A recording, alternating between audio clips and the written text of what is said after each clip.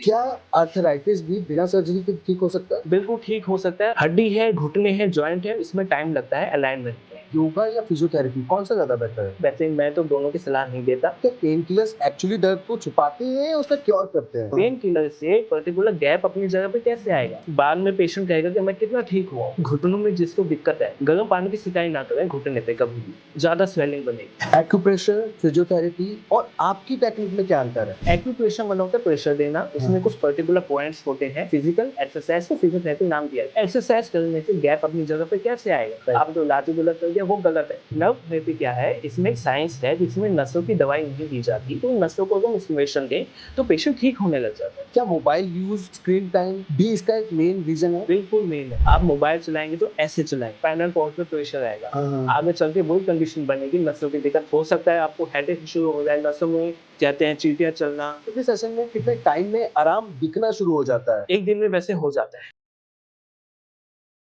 Hello everyone, I am Yuvraj and आज हमारे साथ जुड़ रहे हैं डॉक्टर हेमंत जय सिंह, जो नर्व चिकित्सा यानी नर्व थेरेपी के संस्थापक हैं, जो बाल स्वास्थ्य एवं रोमेटोलॉजी के क्लिनिकल फार्मेसी कंसल्टेंट हैं एवं बाल पोषण विशेषज्ञ भी हैं। इसके साथ ही क्लिनिकल रिसर्च एवं सीएमएस एंड ईडी एलोपैथी से भी प्रशिक्षित हैं। इन्हें इस कार्य के लिए भारत चिकित्सा पुरस्कार से सम्मानित किया गया है एंड इसके साथ ही ये 3 बार यूनिवर्सिटी टॉपर भी रह चुके हैं। सो दोस्तों, चलिए स्वागत करते हैं हमारे आज के मेहमान डॉक्टर हेमंत जय सिंह जी का। Hello doctor, how are you? I am good. सबसे पहले तो डॉक्टर, मैं और मेरी ऑडियंस जानना चाहेंगे आपके बारे में, आपकी डिटेलिंग, आपकी एजुकेशन, आपका मेडिकल लाइन में इंटरेस्ट, रुचि, सारे में हम डिटेल में जानना चाहेंगे। बेसिकली मैंने अपनी एजुकेशन, बेसिक एजुकेशन इंटरमीडिएट शिवडल स्कूल से साइंस विषय में 80% के साथ पास आउट की है। उसके बाद मैंने यूपीएमटी का कॉम्पिटिटिव एग्जामिनेशन क्वालिफाई किया था 80% के साथ, 88% मार्क्स के साथ, माफ कीजिए। तो उसके बाद पास का कॉलेज ना मिलने की वजह से मैंने गुरुकुल विश्वविद्यालय का एंट्रेंस एग्जामिनेशन क्वालिफाई किया। फिर वहाँ से मैंने बी फार्मा की थी 88% के साथ। ओके। फिर उसके बाद में second year 88%, third year 85%, fourth year 84% लाके विश्वविद्यालय में अव्वल स्थान हासिल किया। फिर उसके बाद 1 साल की मेडिकल इंटर्नशिप के बाद क्लिनिकल फार्मेसी काउंसिल से कंसल्टेंट फार्मास्यूटिकल केयर स्पेशलिस्ट का रूमेटोलॉजी पीडियाट्रिक्स में सर्टिफिकेट हासिल किया। फिर मैंने क्लिनिकल रिसर्च किया फार्मा रिसर्च इंस्टीट्यूट से 90% के साथ। फिर सीएमएस एंड ईडी एलोपैथी किया एनआईएमएस दिल्ली डिस्टेंस एजुकेशन के थ्रू 70% के साथ। पीडियाट्रिक न्यूट्रिशन किया मैंने इग्नू से 70% के साथ। और इसके साथ में जब स्टार्टिंग में मैंने कुछ मर्म चिकित्सा में प्रैक्टिस की थी, कुछ पेशेंट ठीक नहीं हो पाते थे, तो मैंने नसों पे अध्ययन शुरू किया। फिर इंडियन गवर्नमेंट में कॉपीराइट सर्टिफिकेट के लिए अप्लाई किया कि नर्व चिकित्सा क्या होती है, इसके नए पॉइंट्स निकाले। तो मुझे 3 साल के बाद सर्टिफिकेट मिला है इंडियन गवर्नमेंट से, यानी ये प्रमाणित है कि पॉइंट्स हमने निकाले। नर्व थेरेपी की भी आपने एक पर्टिकुलर स्टडी की है? हाँ जी, हाँ जी, नसों का ज्ञान था, तो उससे किसे हमने जो नसों की नॉलेज मिली, तब हमने नया नाम दिया मैनुअल नर्व थेरेपी, नर्व चिकित्सा। सो इम्पोर्टेंटली हम सबसे पहले तो यही जानना चाहेंगे कि ये नर्व थेरेपी है क्या? बेसिकली हमें, मेरी ऑडियंस को या बेसिकली अभी लोगों को नहीं पता है इसके बारे में। तो नर्व थेरेपी एंड उसके बाद फिर आप आर्थराइटिस के बारे में बताइए। दोनों के बारे में हम डिटेल में जानना चाहेंगे। नसों का इलाज अब तक कैसे होता था, डॉक्टर्स पेगापालिन, गाबापेंटिन नाम की दवाई देते थे, ठीक है। उसके बाद कहते थे आप फिजियोथेरेपी करवाइए कुछ टाइम, फिर बाद में स्लिप डिस्क की बेल्ट लगा रही जाती थी, ये सब इलाज होता था। नर्व थेरेपी क्या है? इसमें एक साइंस है जिसमें नसों की दवाई नहीं दी जाती। नसों की दवाई ना देके इसमें नसों को स्टिमुलेट किया जाता है। कई नसें होती हैं, अनगिनत नसें होती हैं वैसे तो, जो पर्टिकुलर नसें हैं वो मैं नाम गिनवा देता हूँ। जैसे वेगस नस होती है, यहाँ से निकलती सबसे लंबी नस है ऑटोनोमस नर्वस सिस्टम की। शाइटिका नस आपने सुना होगा, काफी कॉमन है, आम भाषा में सुनने को मिलता है। पुडेंडर नाम की नस होती है, ग्लोसोफेरेंजियल नाम की नस होती है, लिंगुअल नस होती है, कॉर्डा टिम्पैनी नस होती है। तो नसों को अगर स्टिमुलेशन दें तो पेशेंट ठीक होने लग जाता है। इसके साथ में नसों की जो स्टिमुलेशन दिया जाता है, बस इसमें ताकत की दवाई की आवश्यकता है। आप इसमें मसल रिलैक्सेशन चला सकते हैं, नसों की दवाई नहीं दे रही। आपने पूछा इसके अलावा घुटनों का, आपने पूछा घुटनों में क्या होता है, जब जैसे आपने सुना होगा घुटनों में ग्रीस कम हो गई है पेशेंट की, गैप कम हो गया है, उसको ऑस्टियोआर्थराइटिस कहते हैं। गठिया होता है रूमेटोइड आर्थराइटिस। इसमें क्या होता है, जब घुटनों में गैप कम होने लग जाता है तो उसमें अगर हम अलाइनमेंट करें पटेला जॉइंट से, और जो 4 लिगामेंट होते हैं एसीएल, पीसीएल, एमसीएल, एलसीएल, अगर पीसीएल लिगामेंट से हम स्टिमुलेट करें, पाँव का हल्का मूवमेंट करें, तो पेशेंट ठीक हो जाता है। बेसिकली आजकल हम देखते हैं, हम छोटी से छोटी चीज के लिए हम सर्जरी के लिए जाते हैं। जी। क्या आर्थराइटिस भी बिना सर्जरी के ठीक हो सकता है? बिल्कुल ठीक हो सकता है। अगर आप इनको बोले, सामने हमने जांच लगाई हुई है पेशेंट की, एक्सरे रिपोर्ट लगाया हुआ है पेशेंट का, आप देखें कितना कम गैप हो गया था। एक नामी अस्पताल से इनका इलाज चल रहा था, तो 35 सिटिंग्स के बाद उनका गैप ठीक हुआ है। 35 सेशंस, ये नहीं कोई 3 दिन आए 7 दिन इलाज लिया बोले मुझे फर्क नहीं आया, वो नहीं। हड्डी है, घुटने हैं, जॉइंट है, इसमें टाइम लगता है अलाइनमेंट में, अपनी जगह पे आने में, नॉर्मल होने में टाइम लगता है। तो उसके साथ में सप्लीमेंट भी चलाए जाते हैं, विटामिन डी, कैल्शियम, तो जल्दी ठीक हो जाता है। बेसिकली लोग ज्यादातर बैक पेन की दिक्कत से जूझते जी हैं। जी जी। इसका बेसिक रीजन क्या हो सकता है? देखिए, कहा जाता है बॉडी पोस्चर अपना ठीक रखो। ओके। ठीक है, ज्यादा चलना नहीं है, ज्यादा झुकना नहीं है। हाँ। ठीक है, हैवी चीजें नहीं उठानी। ओके, बॉडी पोस्चर आपका इसमें इम्पोर्टेंट बहुत इंपॉर्टेंट है। ओके। ठीक है, उसके साथ में ये भी देखा गया है, जैसे पेशेंट को कभी डायबिटीज होता है, शुगर होता है, तो उससे भी नसों की दिक्कत बनती है, न्यूरोपैथी बनती है। ओके। है ना, कई पेशेंट कहते हैं मुझे चिकनगुनिया हुआ था, टाइफाइड हुआ था, उसके बाद बॉडी पेन होना शुरू हो गया। बिल्कुल सही कहा। मैंने अभी आपके बाहर पेशेंट से बात की, जिनमें से कि कुछ ऐसे थे जिनको की शुगर है, शुगर की वजह से भी उनको पेन और ऐसी दिक्कतों का सामना करना बिल्कुल पड़ा। बिल्कुल बिल्कुल। तो शुगर कहाँ कैसे रिलेट करता है इस आर्थराइटिस में? शुगर का पहले मैं नसों का बता रहा था। जी। शुगर का क्या है, कॉम्प्लिकेशन होता है न्यूरोपैथी, तो नसों की दिक्कत बन जाती है। हाँ। आर्थराइटिस के लिए शुगर में पर्टिकुलर कॉज मैंने नहीं बताया। हाँ। आर्थराइटिस के लिए मैंने बताया जैसे ज्यादा चलना, पाँव लटकाना, ये फैक्टर होता है। ओबेसिटी, मोटापा, है ना, विटामिन डी, कैल्शियम की कमी आ जाना, ये मेन फैक्टर होते हैं घुटनों के। एज फैक्टर सबसे मेन होता है। सो बेसिकली हम क्या होता है, छोटे छोटे पेन मतलब छोटे से पेन के लिए भी पेन किलर्स लेने लग जाते हैं। क्या पेन किलर्स एक्चुअली दर्द को छुपाते हैं या उसका क्योर करते हैं? दर्द तो दबा देगी पेन के लिए। हाँ। आप दर्द के लिए नहीं आए, परमानेंट इलाज नहीं है। आप आए हैं घुटनों का एक्सरे लेके कि घुटनों में गैप कम हो गया है, मुझे अपना गैप ठीक लेके आना है। हाँ। दोबारा एक्सरे आप करवा के देखेंगे। हाँ। पेन किलर से पर्टिकुलर गैप अपनी जगह पे कैसे आएगा? हाँ। कुछ टाइम के लिए दब जाएगा पेन जो है। हाँ। हमें जो बाद में पेशेंट कहेगा कि मैं कितना ठीक हुआ हूँ, हाँ। उसके लिए हम एक्सरे करवा के देखेंगे। जो पहले बिफोर वाला एक्सरे है, आफ्टर वाला इलाज हुआ ना, उसमें दिखना चाहिए फर्क। जी जी जी, बिल्कुल सही कह रहे ये हैं। एंड एक इम्पॉर्टेंट चीज, क्या आर्थराइटिस सिर्फ बुढ़ापे या बूढ़े ओल्ड लोगों के लिए है या ये यंग लोगों में भी इसका इफेक्ट है? यंग लोगों में भी बहुत अफेक्टेड है। आजकल बॉडी पोस्चर, लाइफस्टाइल ऐसा है, चलना फिरना ज्यादा है, तो इससे भी बहुत फैक्टर होता है। विटामिन डी की कमी आ जाती है, धूप सब जगह मिलती नहीं है देखा जाए आज के टाइम में, तो ये भी मेन पॉजिटिव फैक्टर्स है। 90% लोग बैक पेन के एक बात कहूंगा, ये भी सलाह दी जाती है कि घुटनों में जिसको दिक्कत है, गर्म पानी की सिकाई ना करें घुटने पे कभी भी। घुटने पे ज्यादा स्वेलिंग बनेगी। मोस्टली लोग गर्म पानी से वो गलत है। या वो ऑयल मसाज वगैरह करते हैं। मसाज मत कीजिए, ना सिकाई कीजिए, ये ध्यान दीजिएगा। पाँव को लटकाना नहीं, लटकाने का मतलब ऐसे बिस्तर नहीं होना, मतलब काफी हाइट पे ना हो, ऐसे पाँव नहीं लटकना चाहिए। ओके। ये ध्यान देना होता है। ये घुटने की बात की आपने, घुटने की समस्या लेकर अगर मैं आपके पास आता हूँ, कितने सेशन या कितने वक्त में मुझे आराम दिखना है, मिलना स्टार्ट हो जाएगा? वो डिपेंड होता है बॉडी की इम्यूनिटी पे। इम्यून सिस्टम अगर ज्यादा स्ट्रॉन्ग है, वो हो सकता है 10 डेज में भी आपको काफी फर्क आए। एक पेशेंट आई थी सहारनपुर से, उनको विद इन 2 डेज, नसों की दिक्कत थी, घुटनों की नहीं थी, विद इन 2 डेज उनका ठीक हुआ है। एक पेशेंट आए थे, उनको 3 महीने लग गए हैं, एक को 6 भी लगे हैं महीने। वो डिपेंड होता है बॉडी की इम्यूनिटी पे। बिल्कुल बिल्कुल बिल्कुल। आप गैप कितना कम हुआ ये भी डिपेंड होता है। आपने कहाँ इलाज लिया ये भी डिपेंड होता है। हो सकता है आपने पंचकर्मा लेके आए हो, मर्म चिकित्सा लेके आए हो सकता है फिजियोथेरेपी 3 महीना लेके आए हो, नस ज्यादा दब गई है ना, आपने फिजियोथेरेपी ज्यादा करवा ली, सिकाई ज्यादा दे दी, ये भी पॉजिटिव फैक्टर है आराम आने में, उसमें भी टाइम लगता है। आपने नर्व दबने की बात की अभी, तो नर्व ब्लॉकेज से भी ये आर्थराइटिस हो सकता है? ब्लॉकेज से हाँ, देखो क्या होता है, जब भी आपने सुना होगा L1 से L5 S1 के बीच गैप कम होने लग गया है, डिस्क बल्ज कहते हैं, डिफ्यूज डिस्क बल्ज, और उसको ऑस्टियोफाइट्स भी कहा जाता है, यानी कि डिस्क के बीच गैप कम हो गया है। जब गैप कम होगा तो नस दबेगी, तो ब्लड सर्कुलेशन प्रॉपर्ली उस पे जगह पे नहीं जाएगा, तो पेशेंट प्रॉपर्ली नहीं चल पाएगा, तो उस पे बॉडी पे या घुटनों पे दबाव आना शुरू हो जाएगा, आगे चल के घुटनों की भी समस्या उत्पन्न हो सकती है। तो ये घुटनों की समस्या के लिए ही योगा या फिजियोथेरेपी कौन सा ज्यादा बेटर है? ऐसे बोलना गलत होगा, वैसे मैं तो दोनों की सलाह नहीं देता। ओके। है ना, अगर देते सलाह तो मैं नर्व चिकित्सा ना लेके आता। Okay okay okay. है ना, जनरली देखा जाता है ना, आप योगा कीजिए, आप फिजियोथेरेपी लीजिए। पेशेंट आए थे, वो योगा ट्रेनर हैं, उन्होंने मेरे से इलाज लिया है, नाम लेना सही नहीं होगा। 3 योगा ट्रेनर मेरे पास आए हैं, वो योगा में देते हैं लोगों को ट्रेनिंग, नहीं ठीक हुए। एक पेशेंट का नाम, एक शाम को आती है, नाम लेना शायद उनका ठीक नहीं होगा, वो अपने मदर को लेके आए थे, वो योगा में है, नहीं ठीक होती, यहीं पे ठीक हुए है। जनरली डॉक्टर देखते हैं हम पेन के लिए पेन किलर ले लेते हैं, छोटे मोटे पेन के लिए भी, वो कितनी डेंजरस हो सकती है? पेन किलर पे डिपेंड होता है आपने लिया क्या। और वो लेनी चाहिए या नहीं? पेन किलर में डिक्लोफेनाक है, वो नहीं लेनी चाहिए। अगर पेन किलर आपको लेनी है, आप एसिक्लोफेनाक लीजिए, हाँ ठीक है, पीसीएम के कॉम्बिनेशन में ना लीजिए, जी। ठीक है। कोशिश करें आप नेप्रोक्सेन, ये सब वैसे तो बंद हो गई, बैन हो गई, ये ना ले। ट्रेमाडोल ना ले, ये पेन किलर थोड़ी सी डेंजरस होती है, ये ना ले। इन शॉर्ट नहीं लेनी चाहिए, अवॉइड ही करना चाहिए। अवॉइड करना चाहिए। इनकेस बहुत इमरजेंसी है, आप कहीं पे हैं, डॉक्टर नहीं है, तब आप एसिक्लोफेनाक के कॉम्बिनेशन में पेन किलर ले सकते हैं 1 OD की डोज। और अगर किसी को क्रॉनिक पेन है तो उसका फर्स्ट स्टेप क्या होना चाहिए?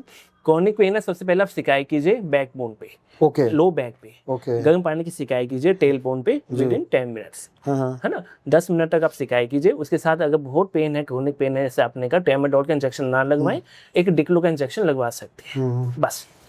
एक्यूप्रेशर, फिजियोथेरेपी और आपकी टेक्निक में क्या अंतर है? एक्यूप्रेशर मतलब होता है प्रेशर देना, उसमें कुछ पर्टिकुलर पॉइंट्स होते हैं हाथों में, पाँव में, है ना। आपने सुना होगा बीपी का ये पॉइंट है, शुगर का ये पर्टिकुलर पॉइंट है, घुटनों का ये पॉइंट है, वो होता है एक्यूप्रेशर। जी जी। आपको बस हाथ में, पाँव में पॉइंट्स दबाने होते हैं। पर्टिकुलर मैं उसमें प्रोफेशन में नहीं हूँ, आपको बेसिकली डिटेल में एक्यूप्रेशर का इतने इससे ज्यादा नहीं बता पाऊँ, ठीक है। फिजियोथेरेपी क्या होता है, उसमें एक्सरसाइज होती है, फिजिकल एक्सरसाइज को फिजियोथेरेपी नाम दिया गया, ठीक है।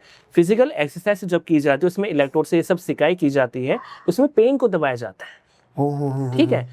सपोज अभी आपने बोला घुटनों में गैप है, एक्सरसाइज करने से गैप अपनी जगह पे कैसे आएगा? राइट। आपने पाँव को का मूवमेंट आगे पीछे किया, मूवमेंट आ गया, गैप पर्टिकुलर जो हड्डी मिल गई है एक्स में, वो अपनी जगह पे कैसे? आपने वहां तो हाथ ही नहीं लगाया, फिजियोथेरेपिस्ट ने घुटने पे, पटेला जॉइंट पे, लिगामेंट पे तो हाथ लगाया नहीं, उन्होंने मूवमेंट किया, मूवमेंट तो आ गया, जो गैप जो कम हुआ था, फिर आगे चल के फिर प्रॉब्लम आएगी पेशेंट को। एक इंपॉर्टेंट क्वेश्चन जो कि मेरा कंप्लीट नहीं किया, सॉरी। तो ये होता है। और जो हम लोग की टेक्निक है नर्व चिकित्सा, इसमें नसें और जॉइंट पे मैं जाता हूँ। Okay okay okay. सपोज कोई कहता है इनकेस साइनस है ना, ना की हड्डी की ग्रोथ हो, तो मैं यहाँ पे जाऊंगा।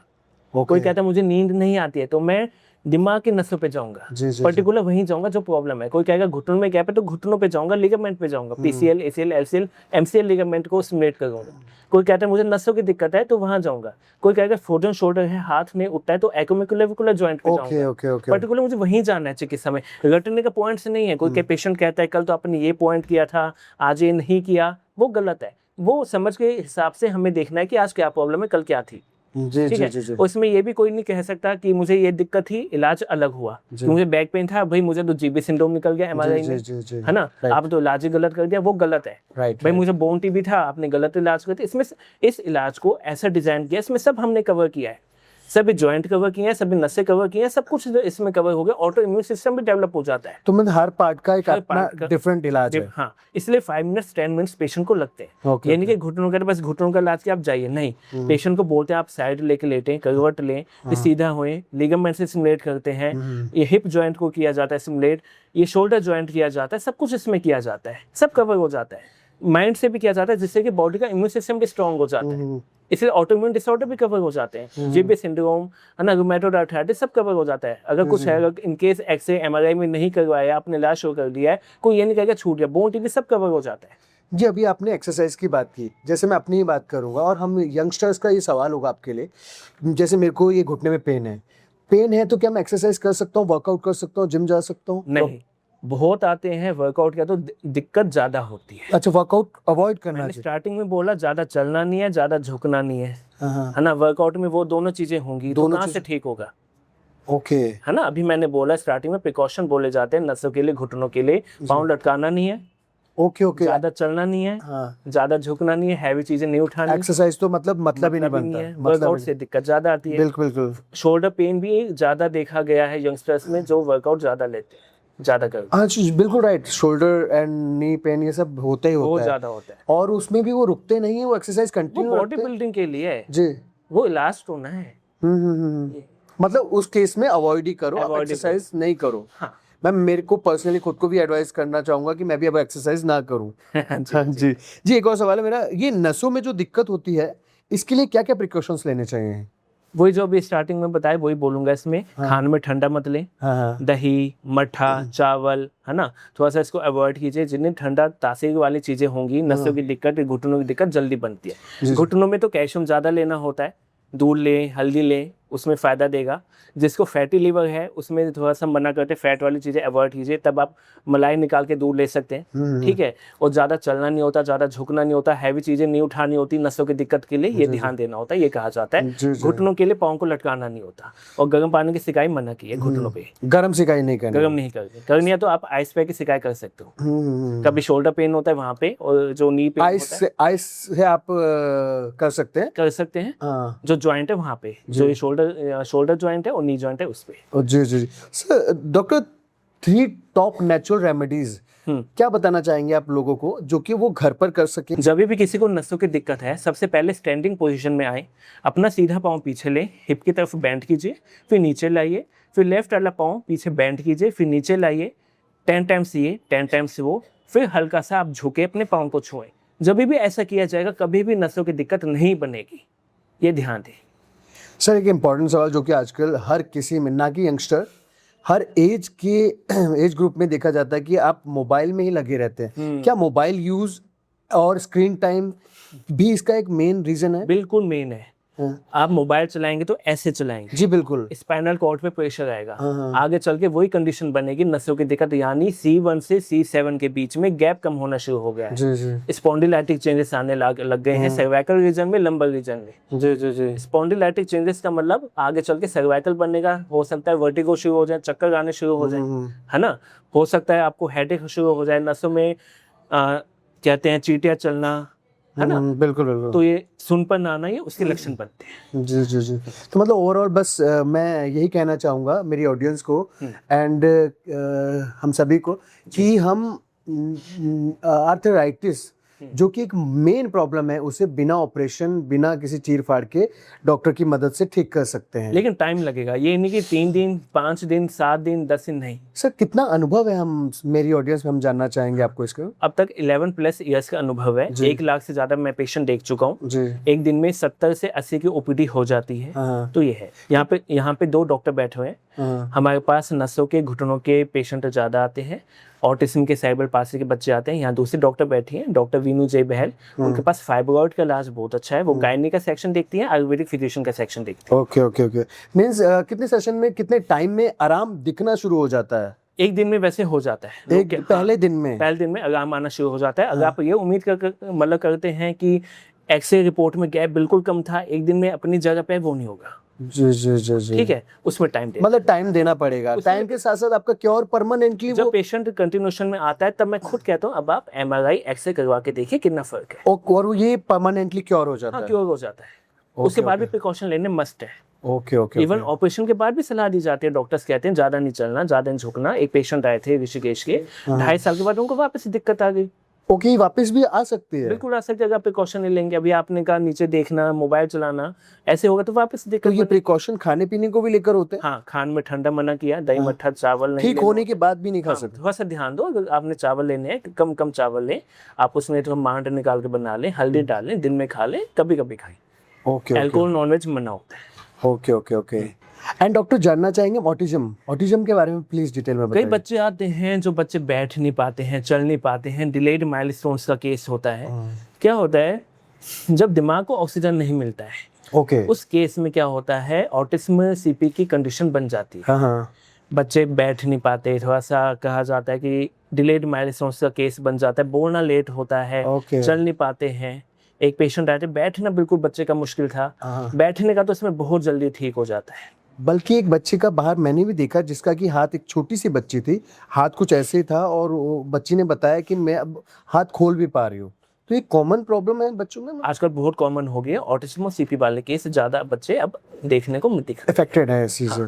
पर इसका रीजन, मुख्य रीजन, मेन रीजन क्या हो सकता है? मुख्य रीजन ये है जब दिमाग को ऑक्सीजन ना मिले, डाइट फैक्टर मेन वजह है। ओके, बाहर का खाना ना खाएं ज्यादा। ये बच्चे के जन्म से पहले? हाँ, जन्म से पहले हम माताओं को ध्यान देना चाहिए, थोड़ा सा बाहर का खाना अवॉइड करना चाहिए। ओके, प्रेगनेंसी के दौरान घर का ही खाना ज्यादा बेटर? बिल्कुल बिल्कुल बिल्कुल, थोड़ा सा टेंशन से बचना चाहिए, स्ट्रेस नहीं लेना चाहिए, फैमिली एनवायरनमेंट बहुत मस्त होता है। जी बिल्कुल बिल्कुल बिल्कुल बिल्कुल। सो डॉक्टर, अभी ऑटिज्म के बारे में आपने डिटेल में बताया, इसकी क्योर क्या है एंड प्रिकॉशंस क्या क्या है? देखिए, क्योर में अब तक डॉक्टर्स फिजियोथेरेपी की सलाह देते आए हैं, ऑपरेशन कभी ना करवाएं, ये ध्यान देना। जी। हम लोग के पास क्या इलाज है, जो मैंने भी बताया आपको, वेगस नाम की नस होती है, सबसे लंबी नस होती है एएनएस की, ऑटोनोमस नर्वस सिस्टम की, यहाँ से निकलती है। अगर हम नस को ऐसे ऐसे हल्का हल्का स्टिमुलेशन करें, दबाना नहीं है, तो देखा गया बच्चे की स्पीच में काफी इंप्रूवमेंट देखने को मिला है। अगर हिप जॉइंट से बच्चे को हम स्टिमुलेशन दें तो बच्चा चलना स्टार्ट हो जाता है। ठीक है, स्पाइनल कॉलम में सर्वाइकल रीजन पे हल्का सा अगर पुश करें, आप यूट्यूब चैनल पे लाइव वीडियो देख सकते हैं कैसे किया जाता है, तो इसमें काफी अच्छा देखने को इम्प्रूवमेंट मिला है। ऑटिज्म का ये सबसे बेस्ट है। एक पेशेंट यहाँ बैठे हैं, उनके सन है, वो स्पीच प्रॉब्लम है, तो उनको काफी मतलब इम्प्रूवमेंट देखने को मिला है। उनका यही इलाज किया तो काफी सही देखने को मिला है। Okay okay okay, thank you doctor. So ये थी आज की हमारी इम्पॉर्टेंट बातचीत आर्थराइटिस के बारे में डॉक्टर हेमंत जी से। सो डॉक्टर, जाते जाते मैं एक मैसेज चाहूँगा आपकी साइड से मेरे ऑडियंस के लिए आर्थराइटिस से रिलेटेड, प्लीज़। यही मैसेज है, आप अपने बॉडी पोस्चर पे ध्यान दें, पाँव को ज़्यादा लटकाएं मत, खाने में ठंडा ज़्यादा मत लें, दही मट्ठा चावल ज़्यादा चले मत, ज़्यादा झुके मत, क्योंकि मोटापा भी इसमें पॉजिटिव फैक्टर होता है। अपने उस वेट पे भी अब ध्यान दें, ज़्यादा चलने को मना होता है, ये ज़्यादा मेन ध्यान दिया जाता है। गर्म पानी की सिकाई ना की जाए घुटने पे, ये सबसे पहले ध्यान दें। एक्सरसाइज उतनी कीजिए जो कि आपकी बॉडी को सूट करे। ज़बरदस्ती यूट्यूब चैनल पे कहीं से इसको आप बिना डॉक्टर के कंसल्ट के अप्लाई मत कीजिए, ये सलाह देनी चाहिए। सो दोस्तों, ये थी हमारी आज की बातचीत नव चिकित्सा यानी नव थेरेपी के बारे में। उम्मीद करता हूँ आज का एपिसोड आपको बहुत पसंद आया होगा। सो दोस्तों, मिलता हूँ अपने नए एपिसोड में अपने नए मेहमान के साथ। Till then, good bye, thank you everyone.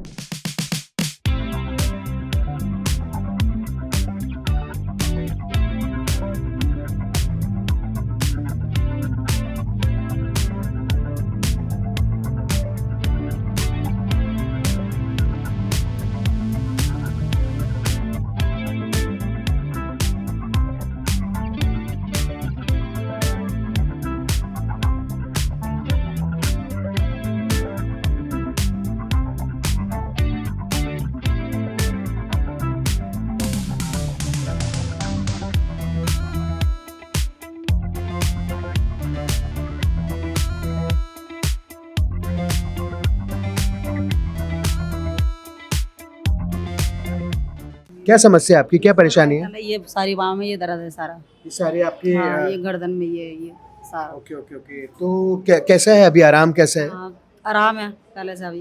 पहले से आराम है। कितने टाइम से आ रही हो आप यहाँ पे? मुझे हो गए 6 महीने। 6 महीने हो गए। कैसा अभी आराम कैसा है? नहीं, आराम है। आराम है। क्या क्या समस्या है क्या आपकी? मेरे को समस्या ये है, ये देखो, ये यहाँ से ना ये परेशानी थी, ये अंदर है इसमें दर्द।